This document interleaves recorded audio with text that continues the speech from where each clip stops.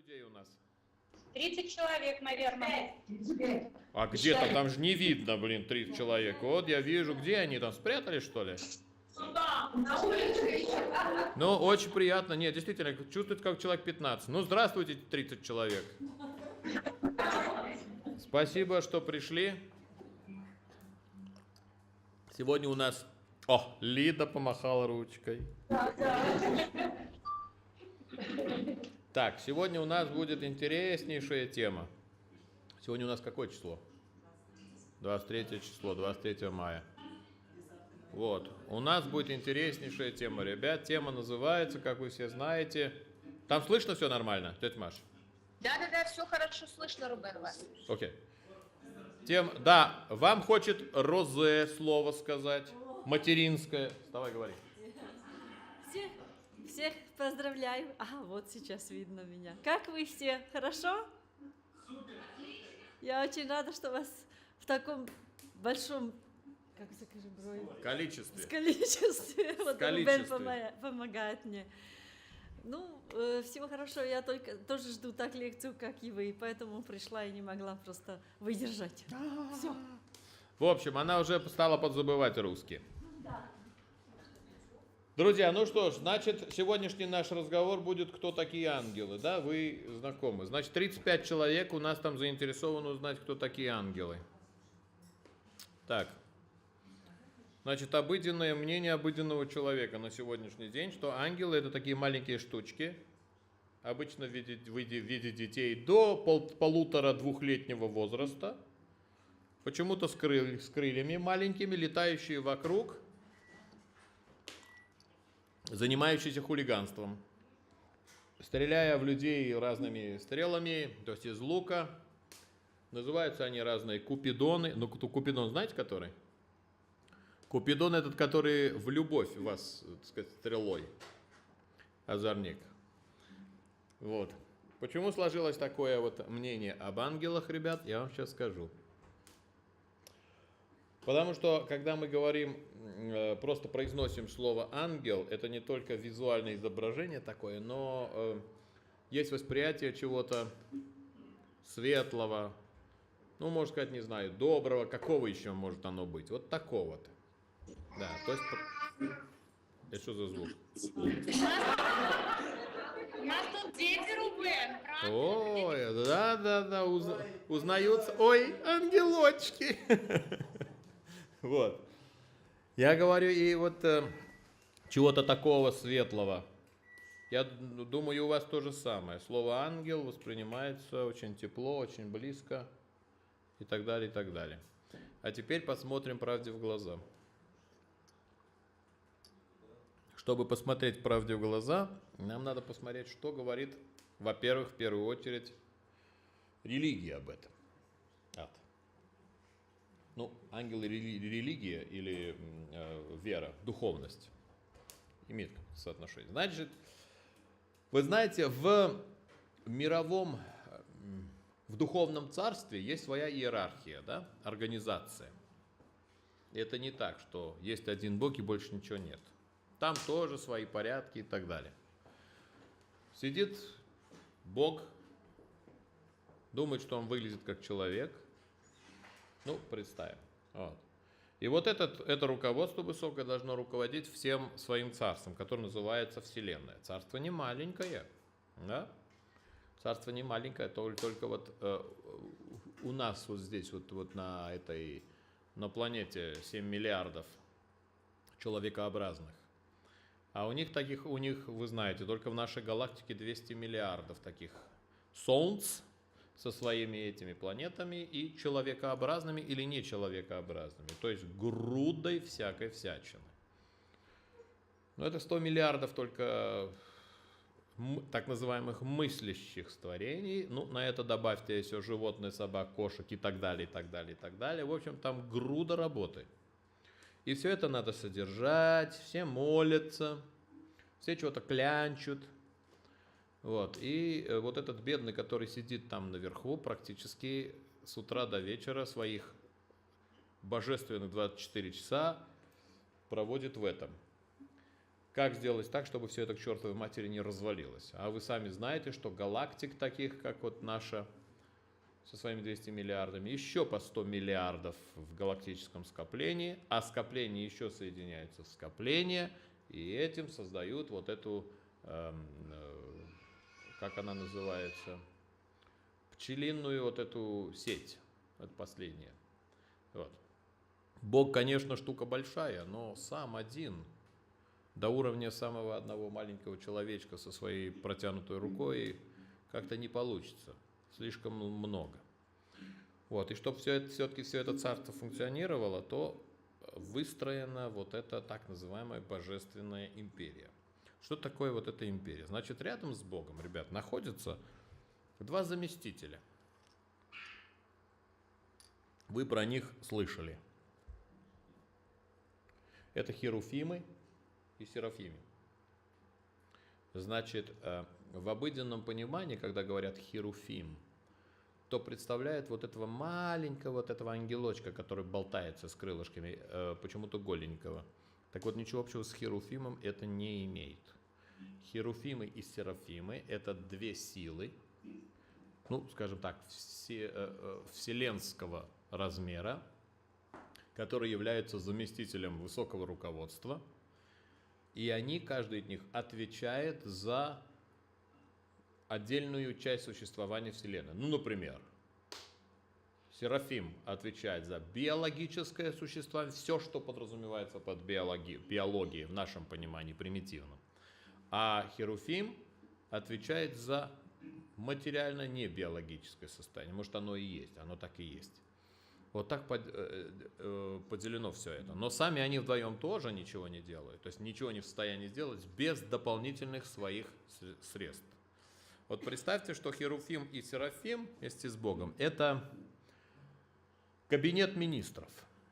Бог – это президент и в то же самое время премьер-министр. В кабинете министров есть два. Я не могу даже сказать, это не кабинет министров, потому что туда попадают министры. Это, наверное, президент со своей машиной. А вот в кабинете министров уже, под ними, находятся архангелы. Арх – это значит высокие ангелы. Секундочку, подождите, ребят. Одну секундочку. Чтобы не напутать. Чтобы не напутать.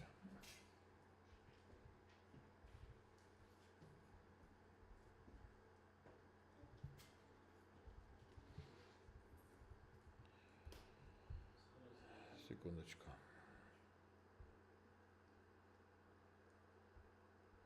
Значит, архангелов, их 7. Все правильно. Их 7. 7 вот в божественной системе.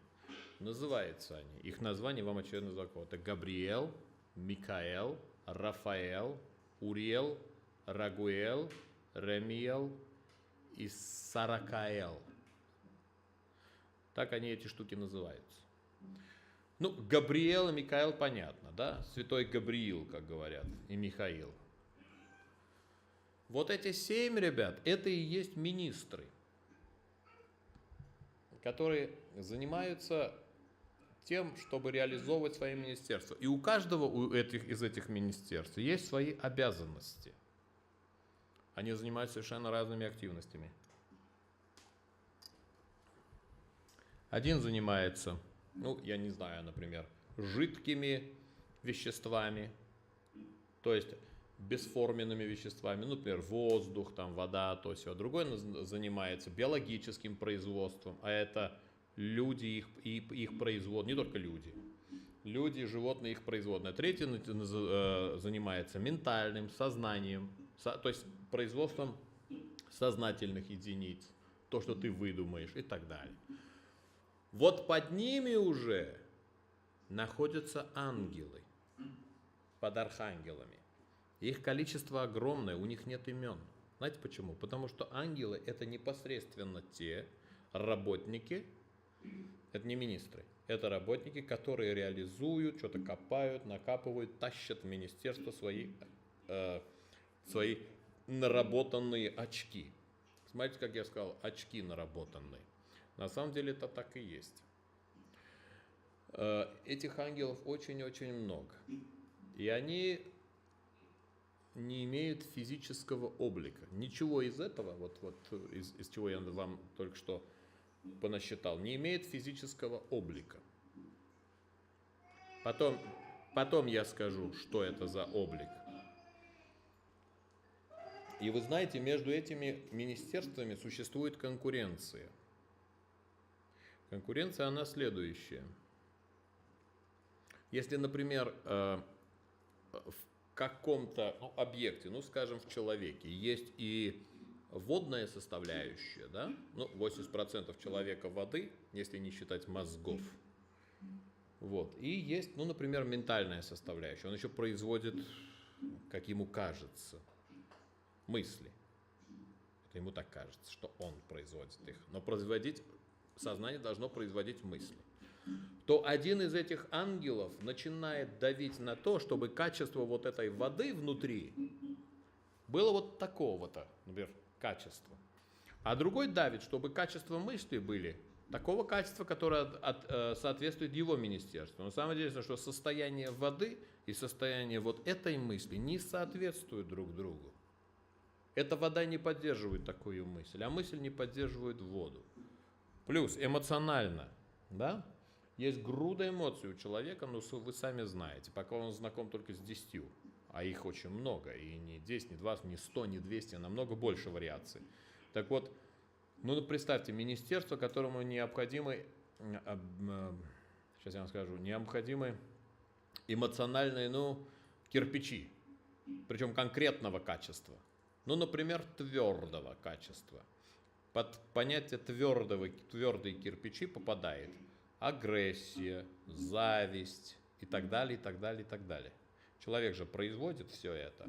Вот из этих материалов делаются вот эти кирпичи. Так вот, для этого существуют конкретные ангелы, которые постоянно провоцируют человека создавать вот этот материал. Человек говорит, что агрессия – это плохо. Так принято считать. Любопытно, если бы это было плохо, то почему оно существует? Неужели оказывается, Бог у нас оказался таким дураком, что прямо сочиняя все это, не сообразил, что надо сделать? И не получилось у человека, да? Он совершенно не планировал, чтобы человек производил агрессию. Или чтобы у него была ревность, или зависть. А оно производится в очень больших количествах. Если бы это было плохо, если бы это было не нужно, если бы было неправильно, то это бы не существовало. Если оно существует, значит оно есть, это правильно, и это кому-то нужно. Я не говорю конкретному человеку, потому что он не знает, как это использовать, это другое дело. Но кому-то это нужно. Так вот, ангелы для этого есть. Поэтому они постоянно провоцируют. Каждый провоцирует, тянет в свою сторону. То есть практически фабрика, которая называется, в этом случае человек, это всего лишь фабрика. И вокруг этой фабрики возится груда ангелов, который заставляет каждого из нас делать производить то, что необходимо его министерству. Если бы этого не было, то вы вообще ничего не производили. То есть не было бы существования, конкретно о человеке я говорю. И между вот этими ангелами, ребят, это не дружба. Там такие козни идут. Они так друг друга подставляют, чтобы переманить кого-то в свою сторону. Чтобы получить очки в министерстве. Это о божественной структуре. Теперь, вы слышали, да, о дьяволе, сатане? Есть такая фигура. Откуда этот появился и что он делает? Смотрите.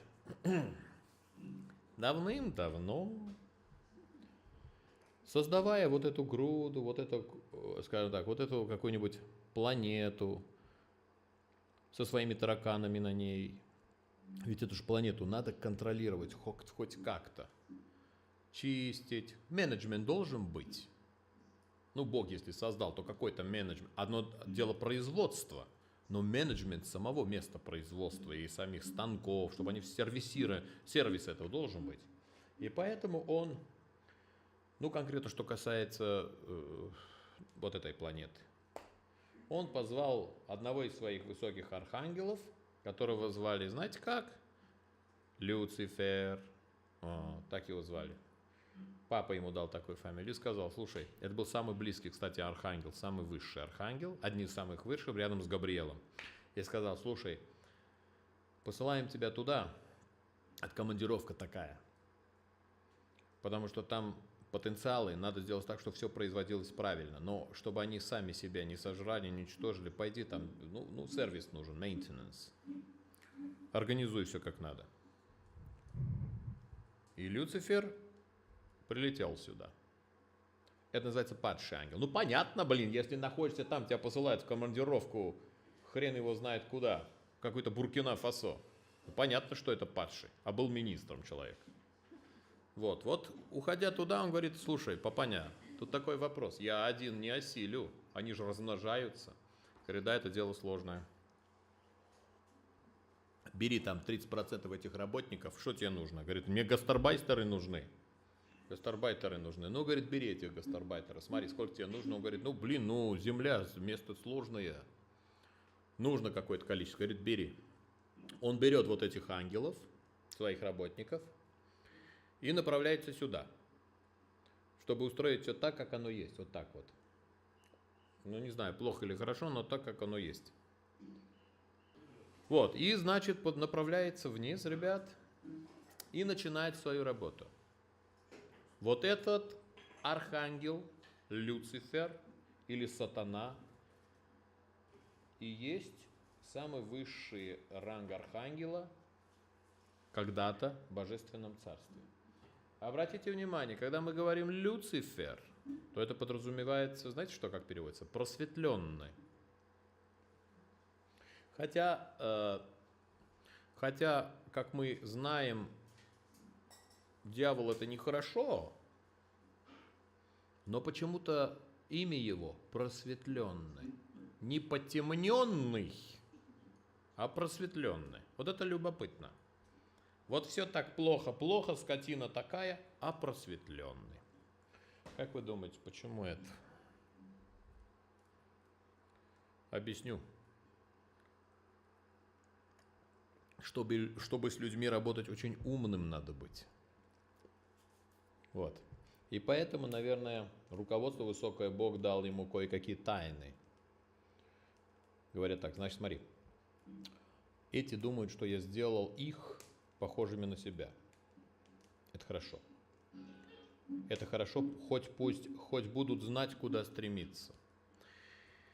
Вот рядом в той другой солнечной системе, там тоже думают, что я их сделал похожими на себя. То есть здесь я похож на людей, там я похож на тараканов, там я похож на драконоидных, здесь я похож на серых человечков. Очень все правильно. Вот все они пусть думают, что я похож на них. Хоть примером каким-то буду.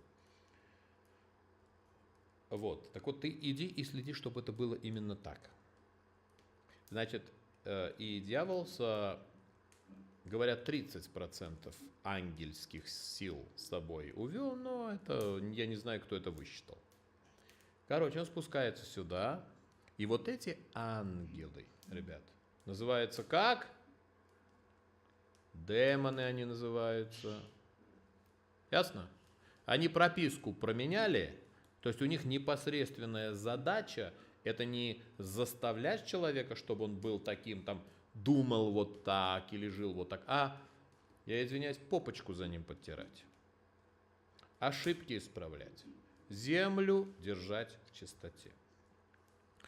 Люди обнаглели до крайности настолько, что по этому бедному дьяволу плюют как хотят. Вот как кому в голову взбредет, вот так он по нему плюет. Как будто он его видел, встречал, или он что-то плохое ему сделал. А он бедный, делать ничего не может и подтирает за нами, независимо ни от чего. Нагло. Мы говорим об архангеле, то есть силе, которой придет время, и она должна, когда придет конец, и она должна просто исполнить обязательства и уничтожить. Это большая сила. Но пока он не уничтожает, надо наоборот сделать так, чтобы это существовало. А мы аккуратно плюем. Те же самые ангелы или демоны занимаются с утра до вечера поправкой испорченных кадров. Обратите внимание, кадров, испорченных кадров. То есть они пробуют сделать так, чтобы любая фабрика, которая существует, вот у нас там 30 с копейками фабрик сидит, чтобы эта фабрика была рабочей, производительной. Несмотря на то, что ангелы каждый рвет на свою сторону, чтобы она производила то, что им надо. Так вот, это следит, чтобы демоны, чтобы производительность была.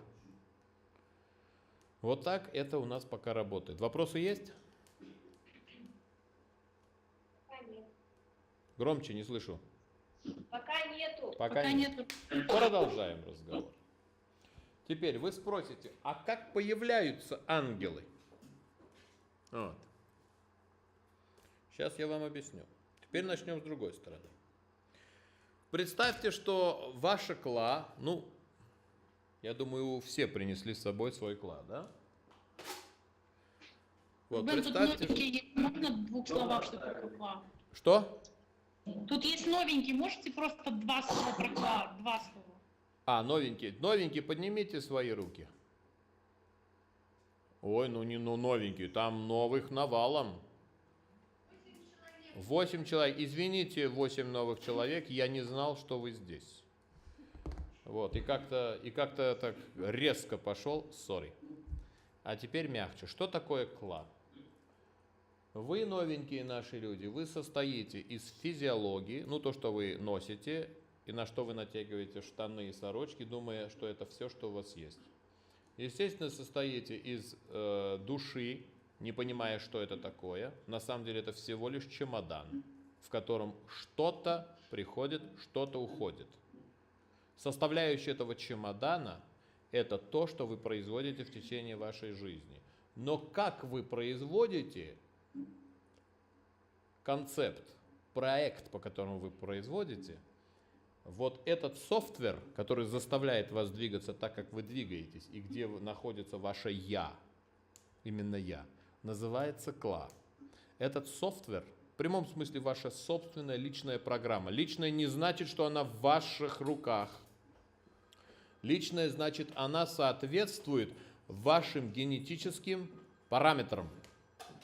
Вот эта программа, она приходит при начале вашей жизни и заканчивается, когда вы уходите. То есть, когда вы говорите «я», на самом деле ваше «я» ничего общего с вашими руками, ногами не имеет. Оно, ваше «я», это как оперирует ваша программа, находится внутри. Ну, как обычный компьютер.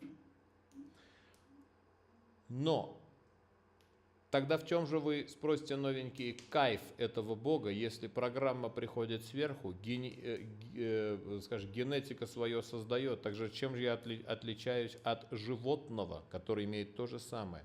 Фактически я живу perfect. Как сказать perfect?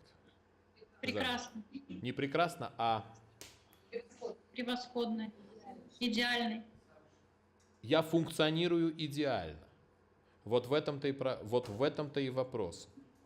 Руководству не нужно идеальное функционирование. Для этого есть животные. Руководству нужна креативность, то есть новые продукты, на основании которых создается эволюция. Ну, об этом потом. Не то, что потом вы можете это прочитать в других моих лекциях. Так вот, чтобы это происходило, есть еще одна функция вас, которая называется сознание. Это тот, даже не орган, а это на самом деле не орган, это вот та функция или та часть, которая выдумывает, как напортить взаимоотношения кла и тела. Старается понять. Но в этом понимании она постоянно выдумывает глупости. Вот она и старается понять, вот это мое «я», то есть вот это кла. Так вот, сама программа, сам кла после вашей жизни, оно же модифицируется. Ведь программа-то использовалась, она теперь уже другая. И при следующем появлении соответствующей соответствующего тела, скажем так, соответствующего этому кла, вот это кла снова входит. Вы можете называть это инкарнацией. А душа это всего лишь чемодан. Теперь, но когда-то же фактически, где там у нас Гаухар, она где-то там сидит. Обратите на Гаухар внимание. У нее есть тело, чтобы она его не трогала. И есть кла, которая движет всем этим плюс сознание. Но когда-то же ее кла было где-то, она же не с нуля началась эта программа, то есть у нее есть определенное качество. Вот, это было, ну неважно, 100 лет назад, 200 лет назад и так далее, и так далее. Как вы думаете, где сейчас находится кла Иисуса Христа? Вы слышали про него? Есть ли какие-нибудь идеи?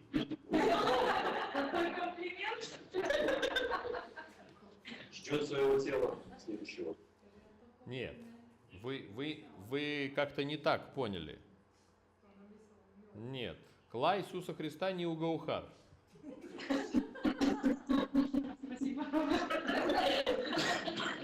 Но где оно находится, как вы думаете, есть ли хоть какая-то идея? Спрошу вот так, уже не новеньких, а стареньких. Появится ли Иисус Христос? Да. Да. Только другой.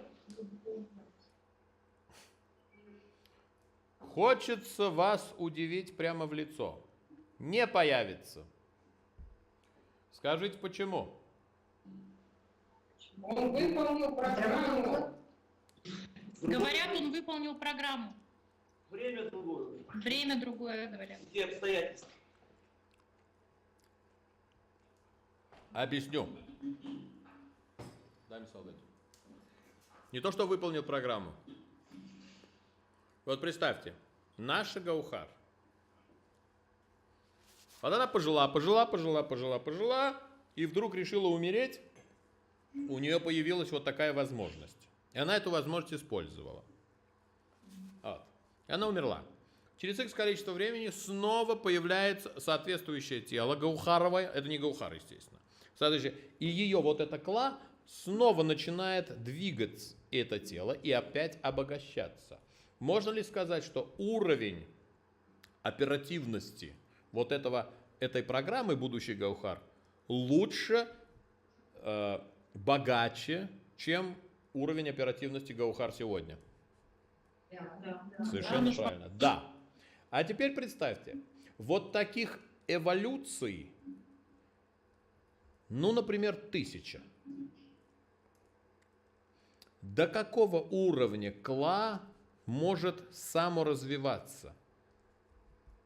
Вот до какого? Есть ли конец вот этому развитию?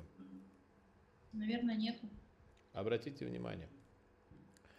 Конца нету, но есть конец, знаете чему? Когда софтвер, вот это самое интересное, когда софтвер уже становится настолько подвижным сам по себе, настолько богатым и возможности настолько большие, что он начинает не нуждаться в компьютере, в хардвере. Ему не надо хардвер и части использовать этого хардвера, чтобы быть оперативным. Ну, на сегодняшний день представьте, что вы онлайн используете какой-то софтвер, но онлайн. Скажите, пожалуйста, этот софтвер в вашем компьютере есть? Нет. Нет. Но вы же его используете? А вот теперь представьте, что кла развивается до того уровня, что самому кла нет необходимости находиться в компьютере. Он оперативный без него. Что мы получаем? Ангел. Молодцы. Мы получаем категорию существования, где материальная форма не значит ничего, потому что сам софтвер может подстраиваться при необходимости под любую материальную форму. Вы абсолютно правы. Вот этот софтвер поднимается на следующий этап эволюции существования понятия «я». Не вашего понятия, то, что в вашем понимании «я». Руки, ноги – составная часть.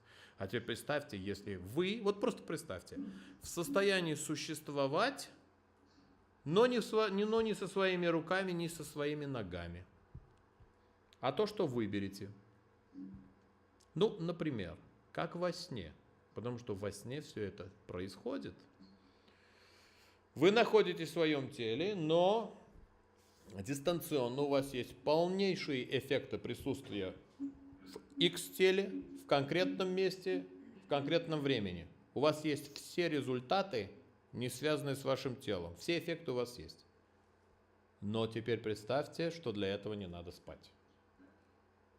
Вот представьте, что все, что существует во сне, может существовать в течение дня. Конец. Ваша жизнь уже не такая.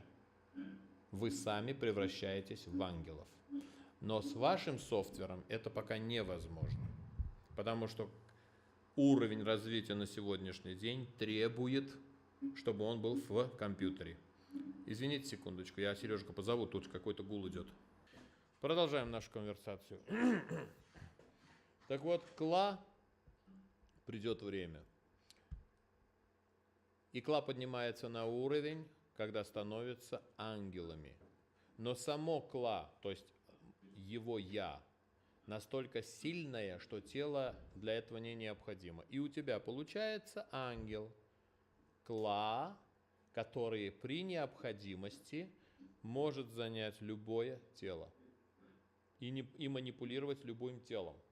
Но вы меня спросите, а кто же определяет эту необходимость? Так вот, качество самого Кла, вот какое оно сформировалось, и есть необходимость, по которому пути оно пойдет. И в какому министерстве будет оно работать.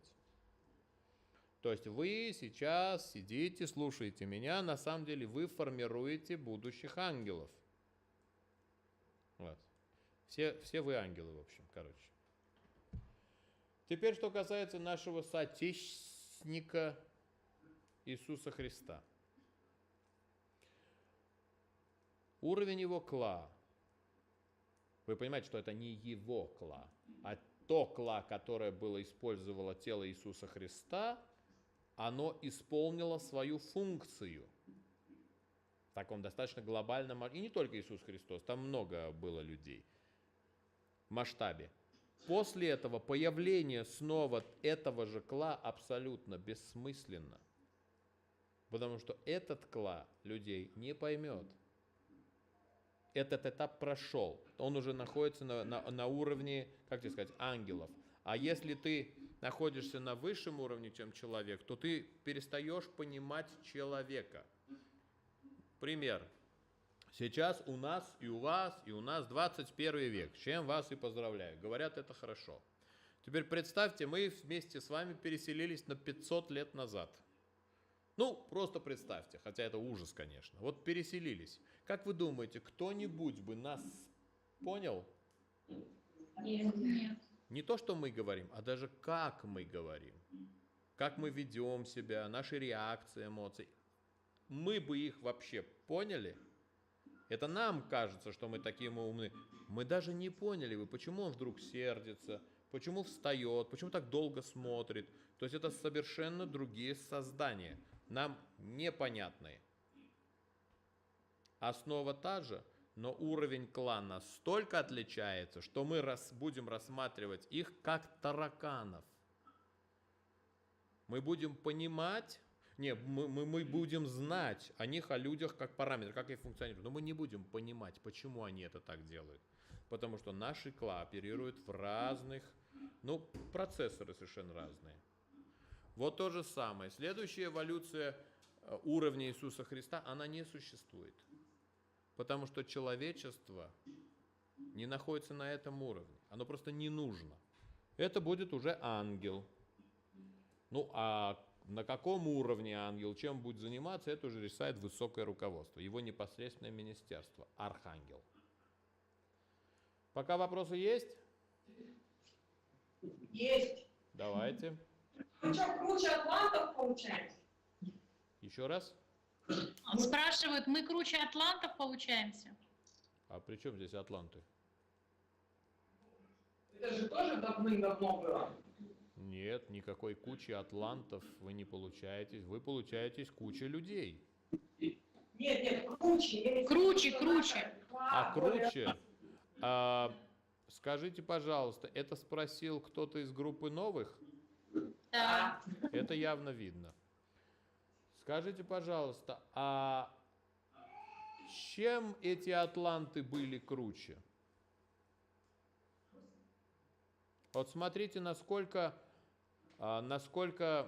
стандартное мнение у людей, они не виноваты, что атланты были чем-то крутым.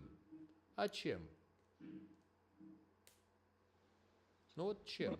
Технологии, там еще что-то. Говорят, технологии, еще что-то. Странно.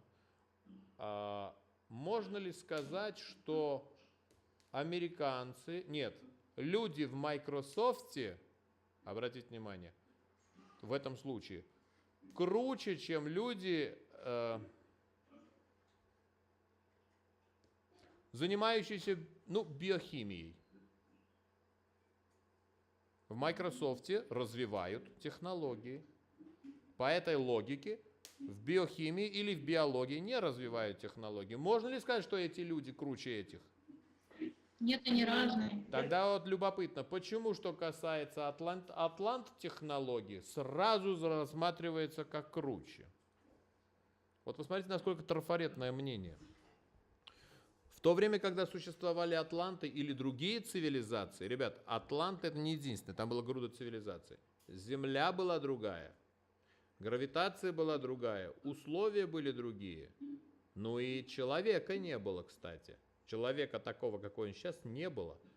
Тогда форма существования, скажем так, сознательная, она была другой. Да, 2 руки.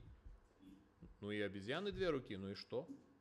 Вот, и, естественно, продукт их производства соответствовал их необходимостям и потребностям. Вот и все. Этим они не становятся круче. На Марсе тоже была жизнь. Они тоже в этом случае были круче. А вон, посмотри результат. Ну, ладно, вам неизвестен результат. Что я хочу сказать? Нет, вы круче атлантов не будете. Вы будете круче людей. Вот так вот я скажу. Будете ангелами. А атланты же тоже куда-то делись. То же самая штука. Отработали свое сознание. Этот, скажите, Кла возрос и стали ангелами. Но даже вот здесь эти Кла, например, человеческий высокий Кла и Кла какого-то существа с другой планеты, пусть это будут атланты, совершенно неважно, какой планете, они служат совершенно разным целям. Потому что человеческий класс, скажу так, он в любом случае оперирует в человеческом мире. Потому что ему понятен этот софтвер. То есть он такой софтвер. А класс какой-то планеты, то есть какого-то существа с какой-то другой планеты, он не понимает человеческих эмоций. Он не знает, что это такое. Он не может. Ну как Microsoft Word и Photoshop. Они абсолютно не состыковываются нигде. У каждого свои задачи. Microsoft это с Земли, Photoshop с какой другой планеты. Еще вопросы? Сколько нам париться здесь, Рубен? Еще раз. Сколько нам париться здесь? А что, уже вдруг так захотелось помереть, да? Вот помните, что я сказал? Вот когда Гаухар заслужит, вот тогда и смотается. А пока придется париться, ребята. Но теперь, чтобы расти, надо уметь и знать, уметь, как париться. Вот сейчас я что-то болтаю, это же входит в вашу голову куда-то. Оно идет куда-то, с чем-то состыковывается, какое-то место там занимает. Шикарно паримся. Чего не хватает? Приближаемся к своему концу. Это же приятно. Еще вопросы? Сколько париться? У меня есть вопрос. О, мой человек! А я уже хотел спросить, где там Чингиз мой? А вот он. Каждой реинкарнацией класс совершенствуется, так? Повторите, я плохо слышу. класс совершенствуется с каждой реинкарнацией. Совершенно правильно, под вопрос поставим слово «совершенствуется». Хорошо. Ну, то есть пока не становится ангелом. Правильно. Не будет ли у ангелов там перенаселение? То есть ангелы потом куда-то деваются?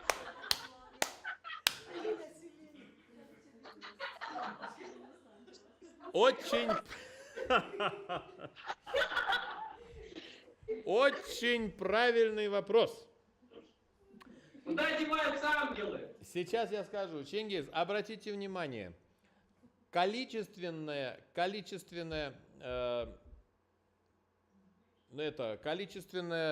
нумерация чего-то может быть только в случае, если это ограничено материей. То есть смотрите, если посмотреть количество воздуха вот в комнате, где вы сейчас находитесь, можно ли сказать, что это один воздух? Если нет, то сколько? На самом деле ты не в состоянии даже определить количественное. Поэтому, причем в эту же комнату ты можешь запихнуть еще столько же, и еще столько же, и еще столько же, и все равно будет один. Точно там также в том мире. Там нет, ты не можешь пересчитать ангелов. Это живая материя, которая соединяется и рассоединяется. А почему тогда архангелов 7? Это архангелов 7. Ангелов не 7. Почему их 7? Ну, руководство высокое посчитало, что, я не знаю, так оно сказало, что основных, вот скажем, глобальных, не объектов, а процессов во Вселенной, их 7. И над каждым процессом есть какой-то, ну скажем так, самый основной кла, который отвечает, к которому подсоединены все кла, которые исполняют эту функцию во всей Вселенной. Вот так я скажу. Основной, это не компьютер, это основной софтвер. Вот так вот. Но он посчитал, что 7, может и 8, может и 10, я не знаю. Спрашивают, их больше может стать? Очень любопытно. Подожди. Не знаю. Сейчас посмотрим. Сейчас спрошу.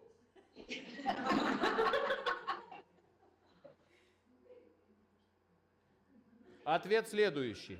Ответ следующий пришел прямо из софтвера, из основного компьютера. Их на самом деле существенно больше, невозможно пересчитать. Но доступных в форме человека, человек же тоже оперирует в каких-то вот этих, да, слоях. Вот для этих слоев там всего 7. Но на самом деле вне этого там огромное количество. Но это количество нам не то что неизвестно, даже непонятно как будет известно, потому что мы не оперируем в этих частотах. Вот так вот. Еще вопрос? Меня можно? Валяй. А для других форм существования, не человекообразных, тоже такая же иерархия? Очень интересный вопрос. Ну, этот вопрос уже был, в смысле у меня самого, да. Система одна и та же. Качество исполнения вот этого всего, вот это оно отличается. Но кухня, на которой готовится вся эта еда, хотя еда разная, да, одна и та же. И благодаря этому существуют общие, ну скажем так, всегалактические какие-то основные постулаты, благодаря чему вся Вселенная находится в взаимосвязи. Это как организм, который не разваливается. А эти постулаты можно услышать или наше сознание не поймет еще их? Гаухарчик, вы разговариваете с человекообразным, просто напомнить хочу. Мне, конечно, приятно, что вы такого высокого мнения обо мне, но я не настолько высокий. Секундочку. Нет, невозможно. Они просто закрыты. Не знаю почему. Но они есть. Свои законы есть, вот в этом смысле. Ну, у вас вопрос. Давайте что-нибудь попроще. А что происходит с теми кирпичами, которые собирают ангелы? Для чего они? Я не очень хорошо слышу. Что происходит с теми... Кирпичами. Вы в начале лекции сказали, что они собирают кирпичи, которые... Да. Самим продуктом, который они собирают. Да. Ага, понятно. Значит так, это стройматериал, ребят.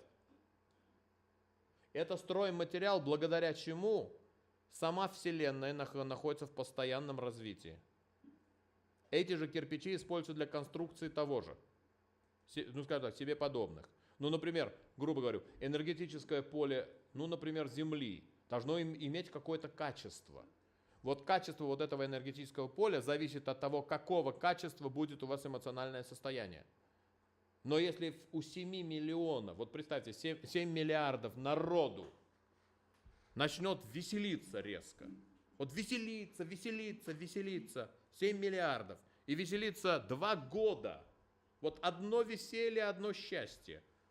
То естественно, что энергетическое состояние Земли дисбалансируется. Это вот эти кирпичи, но они жидкие, а нужно твердые. Начнется дисбаланс. И чтобы этого не было, нужно, чтобы было производство и веселья, и радости, и того, и сего. Вот так вот. Вы сказали, что между ангелами идет как, ну, типа конкуренция за производство своего продукта. Бои. Бои. Почему тогда управление не сделает квоты на производство? Отличный вопрос. Объясню. Потому что если ты будешь делать квоты, это ограничится территориально, правильно? Ну как-то. Так вот представьте, одна территория начинает производить что-то, другая территория чего-то. Но само развитие этих территорий во времени, оно будет отличаться. И придет момент, когда вместо одной общей массы у тебя появится 2 разных вида человекообразных, производящих совершенно разные, ну, например, эмоции. Они уничтожат друг друга. Это как 2 расы, совершенно не взаимосвязанные. Через 1000 лет у тебя есть другой язык. Ну, посмотрите на национальности. Вот. А в более глобальном смысле это будет просто конфликт и уничтожение, потому что все должно смешиваться. Вот так вот. Квот нет. Полная демократия. Когда нет квот, наступает полная демократия. Еще вопрос?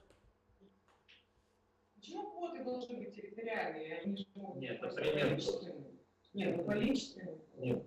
Давайте лекцию послушать. Ничего не слышно было. Люди хотят продолжения. Да, люди хотят продолжения. Люди, продолжение следует. Значит так, если вы ждете Христа, ну кто-нибудь из вас, то не ждите, его не будет.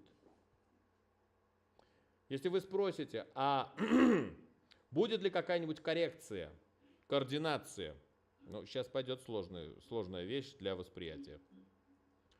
Координация, да, она будет.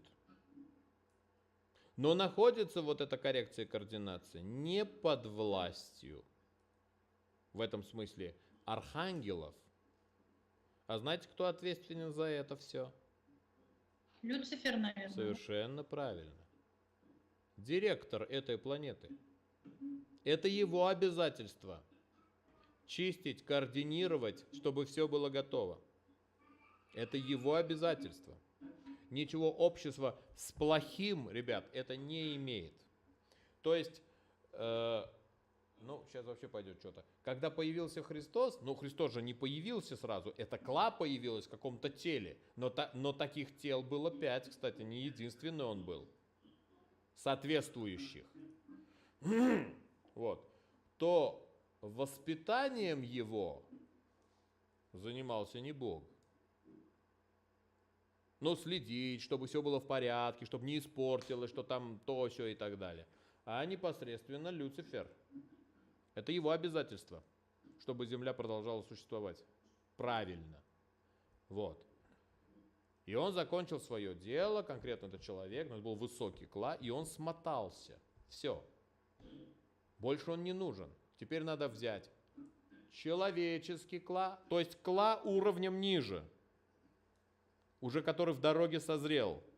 Потому что этот поймет людей. Кла Христа людей не поймет. Просто не поймет, это уже высший уровень. Он не въедет никуда, потому что он может многое. А нам здесь нужен человекообразный, чтобы люди на него смотрели. То есть человекообразный, которого люди могли не то что понимать, принимать, но как-то воспринимать. Вы думаете, если появится перед вами ангел, вы его воспримете? Вы даже не въедете, что он перед вами. Он же не появится весь в красе своей, прям никакой, пустой. Вот я ангел. Ну же надо с вами говорить. Он автоматически займет какое-то тело. И вот придет к вам какой-нибудь инвалид, и скажет: здравствуйте, я ангел. Вы скажете: иди отсюда. А? Вот то же самое с Христом. Надо, чтобы Христос пришел. Не Христос, а вот этот Кла, который должен объяснить: да я Христос, Вот так вот. А это объяснить очень сложно. Поэтому у нового Мессии, так называемого, должно быть высокое Кла, очень высокий уровень интеллекта, оперативность сознания. Тело, кстати, это самое легкое, это генетически находится, но вот такое создать сложно. И вот Люцифер занимается вот этим мастерством, лепит, пробует понять, защитить. То есть не понять, не то, что найти, а защитить, чтобы не испортился. В основном портится. И вот когда придет момент, и все эти компоненты в этом человекообразном соединятся с этим Кла, и он сообразит, что он и есть, его сознание сообразит, что он и есть следующий Мессия, а это очень сложное дело, ребят, сообразить. Потому что то, что я вам рассказываю, ему кто-то же должен рассказать, чтобы он понял. Он же не знает, что у него Кла там какое-то. Он даже не знает, что это такое. Вот. То еще надо воспринять все это. Все принять совершенно не так, как говорят люди, а по-своему. И после этого перевести это на возможный человеческий язык, сказать впереди стоящему человеку, и чтоб он тебя не послал, как Христа. А люди очень любят посылать. Это потом они начинают все вместе понимать: нет, умный был, не дурак. Но сначала надо убить, уничтожить. Так что, друзья, Люцифер, бедный, пашет как папа Карло над этим. Кстати, по команде высокого руководства. Называется Бог. А почему в религии так ненавидят сатану и боятся демонов? Ну, очень просто. Потому что Бог-то землю не посещает, правда? Ну, а если Бог землю не посещает, то кто-то же должен заниматься менеджментом земли. Ну, а если это дьявол, то со своими ребятами, то этим крутым парням из религии места тут нету. А тут, смотри, вон римский папа сидит и изображает из себя. Оказывается, он наместник Бога на земле. Вы слышали, да, что он представитель Бога на земле, чтобы я выздоровел в конце концов. Вот поэтому религия и есть. Потому что даже это место человек очень хочет взять в свои руки. Хотя в предыдущие времена, лет 1500 назад, вот это когда религия не была такой, какая она сейчас. Ну, не сейчас, например, 500 лет назад. Это был movement, это было движение новое, демократичное в хорошем смысле этого слова. Она же сделала очень много хорошего для человека. Теперь все, что говорил или принес, надо организовать в виде науки, искусства, образования. Вот это все делала человеческая структура, называющаяся религия. Но тут она и оборзела. Она не только стала давать человечеству, но и контролировать развитие человека. И пришло время, и когда религии надо было сказать: нет, человечество теперь вошло в следующую стадию своей эволюции. Ну, технологическую, техногенную. Теперь надо религию переделать на цифровую религию. То религия оказалась не готовой к этому. И она жует абсолютно ту же самую жвачку, которую она жевала 2000 лет назад. ту же самую. А класс-то видоизменилась. Знаете, какой класс сейчас работает? Вон у Гаухар сидит там. Там целая лаборатория в голове. Это же не человек 1500 лет назад, который попал сюда. А религия жует то же самое. И человек, то есть религия, не хочет давать свои позиции. Как я уже говорил, я разговаривал как-то с одним очень высоким саном из религии, умным человеком. Мы говорили, и он сказал мудрейшую вещь. Сан очень высокий, это архиепископ. Он сказал: Рубен, ты знаешь, что говорит? А нам не нужен новый Христос. У нас свой есть. Кстати, он выразил мудрейшую мысль. Новый Христос не нужен именно христианству. Потому что он не будет таким, каким был старый. Он будет новым. Еще вопросы? Тут Вопрос. можно? Ангелы что-то плохо работают тогда, раз такой пошел вилка такая развитие, что класс современный не соответствует тем концепциям, которые существуют в обществе. Тут предъявы, да, к ангелам. Гаухар, вы громче скажите, чтобы я понял, потому что нехорошо слышно. Вадим, давай, сообщи. Ну, у меня серьезная тогда претензия к ангелам. Давай, они слушают. Ну, тла изменилась, религия нет. Такой раздрай в обществе. Почему? Если вы говорите, что человек не является, сознание не является, не сознание, а мы не хозяева собственного мыслей, эмоций и прочего. Почему так получилось, что это не соответствует действительности? Сейчас скажу. Я понял ваш вопрос. Вопрос очень правильный, кстати.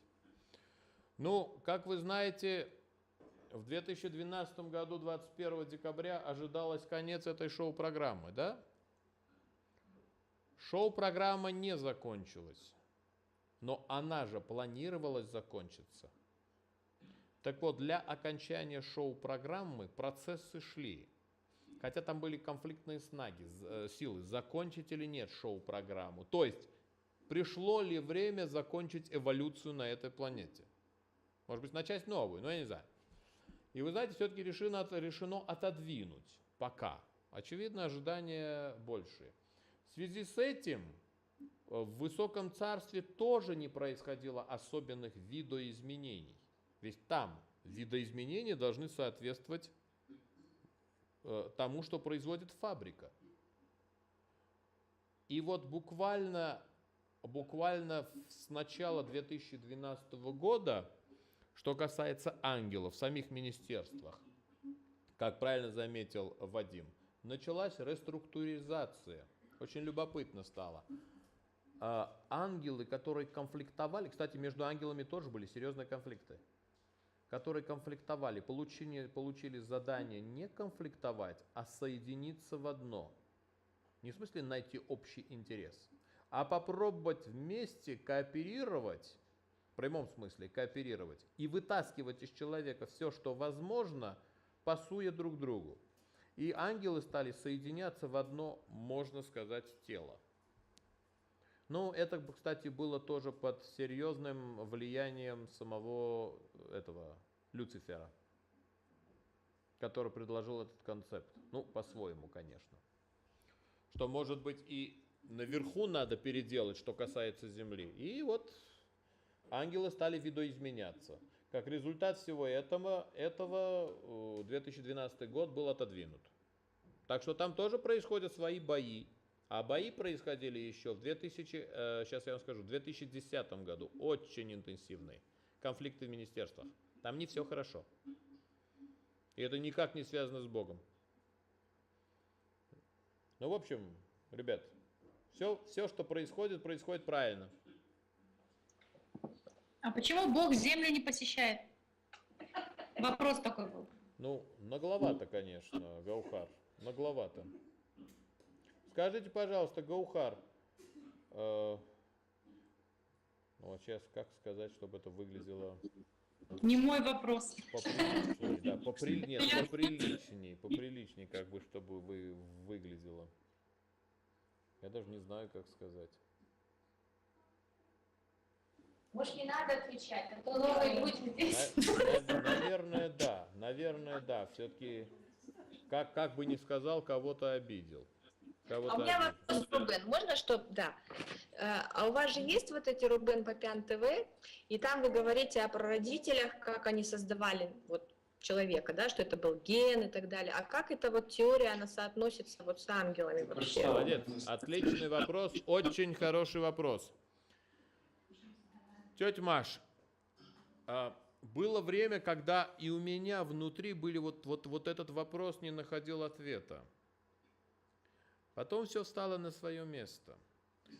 На самом деле, внеземные расы – это тоже человекообразные. Со своим со своим продуктом, со своей техногенной цивилизацией. Но все равно они находятся только потому, что телесно их кла, неважно какое, необходимо для кла необходимо тело, они находятся под категорией ангелов. Объясню. Земля, место обитания Земли, это место производства человека на сегодняшний день. Но это не значит, что ты ограничен здесь. Это просто как для вас Казахстан. Но захотел посетить Голландию, Юго-Сербию, сел в самолет, полетел. От этого же ты не перестаешь быть казахом. Да, ты видоизменяешься. Но ты же что-то тащишь назад. Вот то же самое и там. Вот эти расы, которые начинают как сказать explore? Расширение.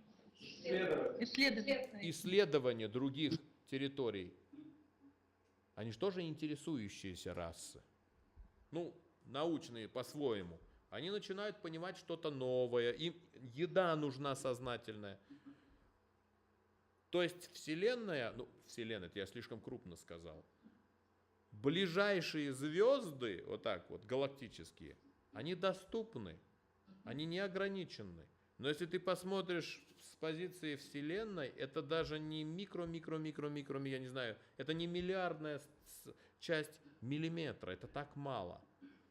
Поэтому, пожалуйста, как ты выглядишь, это решает планета, на которой ты производишься. Хочешь познакомиться с другой? Придет время, технологическое время, техногенное, и ты можешь познакомиться с другой. Ты не становишься от этого ангелом.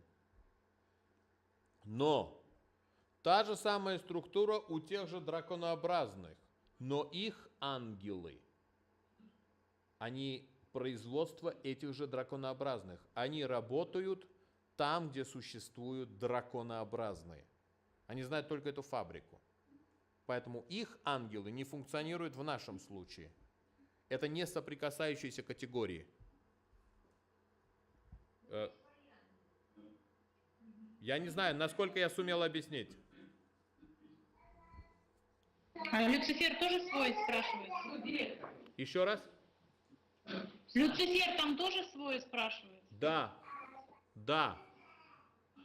И не только Люцифер. И министерства свои. Теперь я не знаю, что касается Херувима, Серафима, этого я не знаю, это слишком высоко. Но Люцифер, да.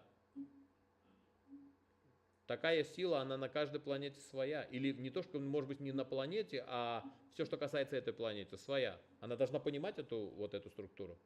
Качественно понимать. Еще? Да?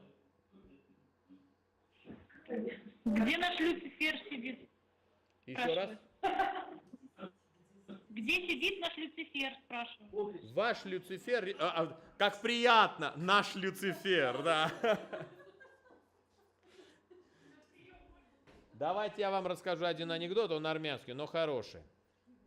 Это как раз насчет этого. Значит, приходит муж домой и говорит: жена, говорит, мне дали позицию 3, в каком-то этом, знаешь, там 3-й заместитель директора какого-то. Ой, куча радостей, то, все, там машина, то, все. Говорит, но есть одна маленькая деталь, у меня должна быть любовница. Жена начинает истерить, как-то, он говорит, положено, по протоколу положено. Ладно, хорошо, чтобы я не знал, ну, потому что такая зарплата. И вот как-то, значит, корпоратив, сидят все. Он говорит, вот видишь вот того вот с бородой, говорит, да, говорит, это наш номер 2. Говорит, а вон, видишь, там сидит с красными волосами. Говорит, да, а это его любовница. Потом говорит, вот видишь вот этого с очками, говорит, это, говорит, наш номер там 1, да. Говорит, а вон, видишь, там блондинка сидит. Говорит, это его любовница.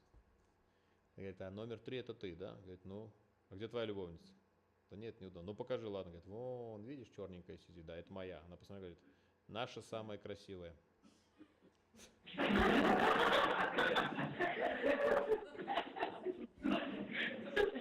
Теперь Люцифер уже нашим стал, да? Мы своего не дадим Люцифера. Это приятно крайне, что вы стали воспринимать серьезную силу уже как-то с уважением, да. Эта сила вам ничего, кроме хорошего, не хочет, ничего плохого. Не слушайте религию, религия манипулирует. Вот, где он находится? Ну, физически-то Люцифер же это не человек. Это же сила огромная. Он, скажем так, это уровень архангела, это не уровень ангела, это уровень архангела. И, естественно, формы и облики принимать можно любые, хоть пожалуйста, вон. Но при необходимости. Просто так выйти, здравствуйте, как поживаете, этого нету. С дуру. Вот, но серьезные вопросы он решает.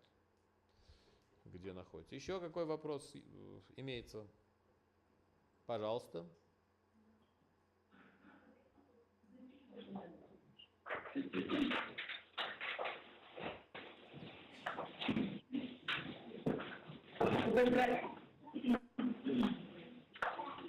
Слышно, да, меня?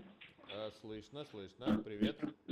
Скажите, пожалуйста, а вот кому мы молимся? Кто слышит наши молитвы, наши просьбы? Кому на самом деле мы обращаемся? То есть кто их ловит, слышит и кто исполняет наши желания в обращенных молитвах? Надо ли вообще это делать, молиться? Вы хотите очень честно или так, культурно честно? Нет, очень честно. Все, что касается ваших молитв, желаний, того сего фа-фа-ля-ля, непосредственно это обязанность, обязанность. Это даже не функция, это находится под отделением Люцифера. Значит, вы молитесь Люциферу? Нет, вы ему не молитесь. Но кто-то же исполнять должен. Ну вот кто-то же, вот то, что ты намолила, сидишь, молишься. Но кто-то же должен это исполнить. Так молимся же Богу, мы же произносим имя Бога, если мы обращаемся к Богу, мы говорим. Ну, ребят, если Помоги. вы молитесь Богу, потому что вы не знаете по-другому. Но кто-то же исполнять должен. А представьте, что Бог этот сидит там наверху, как я сказал, и у него в каждой галактике по 200 миллиардов вот таких планет, и на каждой планете по 7 миллиардов таких молящихся. Как вы думаете, он будет заниматься вашей молитвой? Я думаю, это чересчур большой комплимент самой себе. И поэтому все, что вы потом не забывайте, когда вы молитесь, вы же молитесь своими мозгами, своими эмоциями, своими словами. То есть вы молитесь человеческими параметрами. А человеческие параметры должны быть понятны тому, кто отвечает за эту категорию.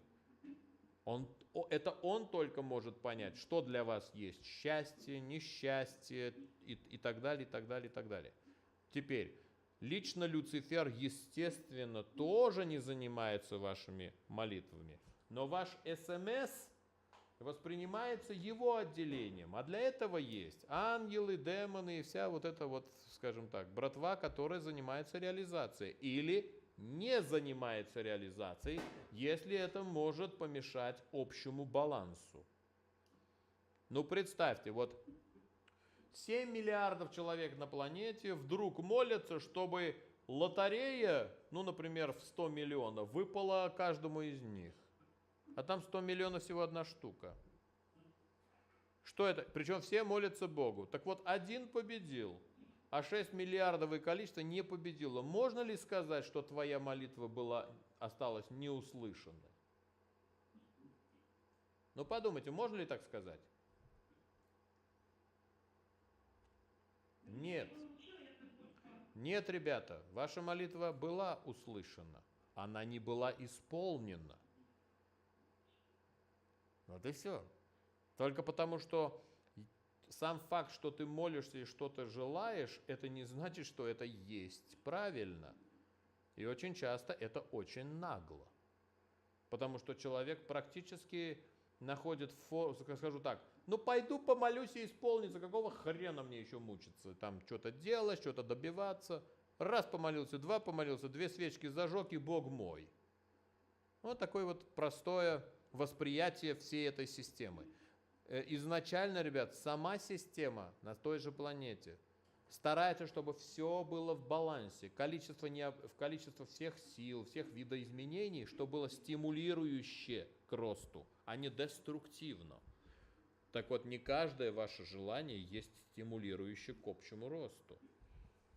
Вы скажете, ну хорошо, вот у меня с ребенком вот такие проблемы, я молюсь. Это очень человеческое, очень положительное желание. Но если бы это было так, если бы рак,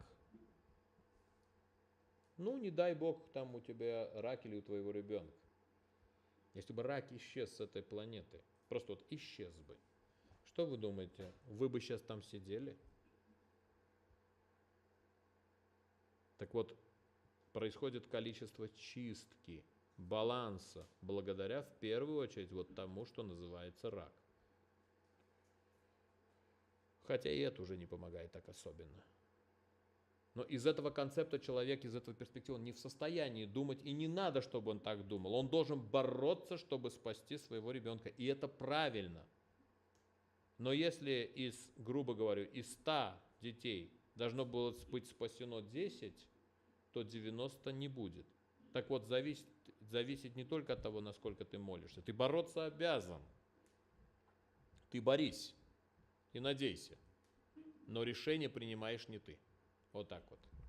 А те, которые решения принимают, у них тоже есть, скажем так, свои основания, почему принять вот такое решение. Извините, я привел очень такой острый пример, чувствительно, но, наверное, специально, чтобы вы прочувствовали.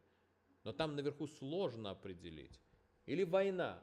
Ведь когда одна сторона идет на другую, она же рассчитывает количество мертвых. Обратите внимание, она сидит и считает, сколько мертвых – это хорошо. И сколько ожидаемо. Но это и есть война, это и есть в определенном смысле победа, цена победы. Если вы спросите, да, но давайте заменим, половина чтоб не умерла, но нету победы. Так вот, любой правитель скажет, нет, пусть лучше умрет столько, но пусть будет победа. Потому что я хоть спасу остальных. Что-то глубоко мы пошли, ребят. Короче, со свечкой в руках и молитвой это всего лишь шанс, но не гарантия. А все-таки качественно влияет, допустим, где ты молишься, в церкви, в мечети или просто дома сидишь? И это абсолютно не важно. Ну, вы знаете, ну куда-то же идти надо, чтобы это делать. Ну не будешь же ты в бане молиться, блин, или в туалете сидя. Вот это традиции, да, сложились определенные? Ну куда-то же идти надо. Ну вот так поставлено, что вот мечеть, там, храм, синагога – это то место, где никто не принимает ванну. Здесь можно помолиться. Понимаешь, ну так принято, это место молебен. Ну, наверное, да, я не знаю. Хотя если знаешь как и что, то спокойно можешь и внутрях своих сделать сам в себе внутри. Тебе для этого стены не нужны, как стимулирующий фактор. Еще какой вопрос у наших друзей? И у меня есть вопрос. Тут про запросы и про исполнение желаний пошли вопросы и про молитвы. И вы говорите, что с этим работают ангелы, а с пирамидой тогда кто работает? Там что же желания исполняются и запросы? Объясню. Пирамида – это всего лишь усилитель. Пирамида – это всего лишь усилитель сигнала. Как он это делает? Ну, пусть будет это, пусть останется моей маленькой тайной. Но это усилитель сигнала. Так вот, если ты молишься в церкви со свечкой, твой сигнал такой, какой он есть. Ну, представьте, что здесь в этом усилителе твой сигнал может стать доминантным по сравнению с другими сигналами. У него такой шанс. То есть процент возможности реализации твоего сигнала увеличивается. Что в человеческом объяснении получается, мое желание исполнилось. Но желание тоже должно быть, вот если, сколько бы оно ни увеличилось, если ты хочешь быть Бараком Обамой, то ты им не станешь. Но если ты знаешь, какое желание, когда и где, и процентность реализации, то пирамида круто помогает. Не говоря уже о проблемах со здоровьем. Ну, вот так вот. Ребят, давайте вы спрашивайте про ангелов, если есть что спросить. А есть ли ангелы-хранители? И кто-то следит за ними? Есть ли ангелы-хранители? Интересный вопрос. Сейчас я вам скажу. Кто спросил это? Лидия. Лидия. Лидия, дорогой. Если, вот так я скажу, потому что я боюсь даже сказать да или нет. Объясню. Если чтобы что-то совершилось, нужно, чтобы Лидия была из точки А, попала в точку Б, потому что в точке Б она, не зная даже, сыграет какую-то роль, а по дороге у нее будет опасность, то, чтобы Лидина роль была сыграна в это время, в это место, появится какой-то ангел, который за шкуру вот так Лидию выдернет из этой опасности и доведет до места. Можно ли его назвать ангелом-хранителем? На самом деле да, но конкретно Лидия не владеет им. То есть, когда человек говорит ангел-хранитель, у него такое ощущение, как будто он собаку на цепи привязал, понимаешь, и ходит с собачкой, она его всегда защитит. Хочется вас разочаровать. Эта собака нас всех вместе сожрет при необходимости. Так что нет, в таком примитивном, скажем так, простонародном человеческом понимании, паразитическом, кстати, ангела-хранителя, ангелам наплевать на нас. Но если надо, опять говорю, чтобы ты исполнил какую-то функцию, и ты вдруг опасности, то он точно тебя вытащит из этого и этого дает. В этот момент ты ангел-хранитель. Короче, ребята, вся надежда на себя и на свои мозги. Думай 1000 раз, что ты делаешь. Кстати, этим ты обогащаешь свой клад. Обидно. Что делать? Давайте, ребят, на этом закончим наш сегодняшний разговор. Или есть еще вопрос? Рубен, будьте добры, ответьте, возможно ли общение человека с ангелом? Хороший вопрос.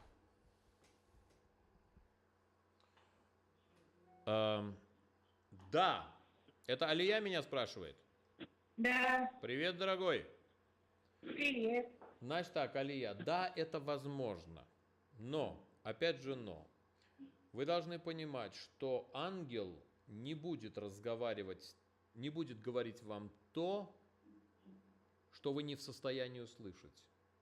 Он всегда ответит вам, если ответит, конечно, то, что вы в состоянии понять. Так вот, спокойно можете 50% из этого считать вранье. Не потому, что это плохо, потому что это единственная форма, которая будет для вас восприимчива. Вы можете называть это надеждой. Ну вот, подожди. Представьте, вот я сейчас скажу, представьте. Иисус Христос, мальчик симпатичненький, 16 лет, бегает вокруг, девочки и так далее, и так далее. Появляется ангел, который говорит ему: слушай сюда, Иисусик, ты не знаешь, но тебя ждет большое будущее. И тебя гвоздями прибьют на кресте. И И тебя будет мучить до этого. И все следующее поколение будет смотреть, как ты на нем висишь. Так вот, радуйся дальше. Бегай, мальчик, вокруг. Вот как вы думаете, 16-летний Иисус в какое состояние пришел бы? Поэтому, когда ты начинаешь воспитывать кого-то, ты его должен привести куда-то. Так вот, обман вот в этом смысле – это единственная форма, чтобы его простенькую, примитивную голову, в его слабенькое сознание хоть что-то вошло и осталось в виде мечты, надежды и так далее. Которая в конце оказывается совершенно не так, как он себе представлял. Хотя если бы спросили Христа в то время, а хочешь ты изменить свою судьбу? Он сказал, да вы что, с ума сошли? Моя судьба вот это и есть. И не трогайте, давайте отсюда. И никаких плоскогуб, чтобы я здесь не видел.